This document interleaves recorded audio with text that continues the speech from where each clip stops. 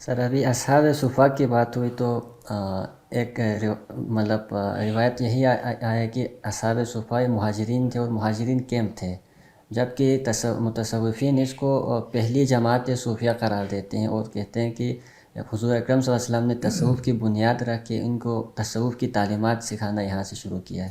ان دونوں میں سے کون سی رائے؟ صحابہ میں ابو ذر غفاری صوفی ہوئے ہیں صوفیہ کے مطابق، اصحاب صفا میں تو ایک بھی صوفی نہیں، تو کیسے پہلے صوفی تھے؟ اگر صوفی کا مطلب یہ ہے کہ کسی چوبارے پر جا کر یا کسی تھڑے پر زندگی گزارنی، تو یہ کون سے صوفی ہیں؟ یہ تو ہندوستان نے صرف دی ہیں۔ ہندوستان میں صوفیہ کا یہ تصور ہے کہ سڑک کے کنارے پر گندا لٹوں والا آدمی جس نے کبھی تو کہتے ہیں بڑا پہنچا ہوا اس کو نہ چھیڑو۔ کیا نبی صلی اللہ علیہ وسلم نے اس طرح کے کوئی فقیر پیدا کیے تھے؟ اصحاب صفا کا اگر وہ آیت ابھی ہم نے پڑھی ہے کہ وہ نفیس لوگ تھے، دیکھنے میں غنی لگتے تھے، تو یہ نہیں ہے۔ اصحاب صفا کا صوفیہ سے کوئی تعلق نہیں ہے۔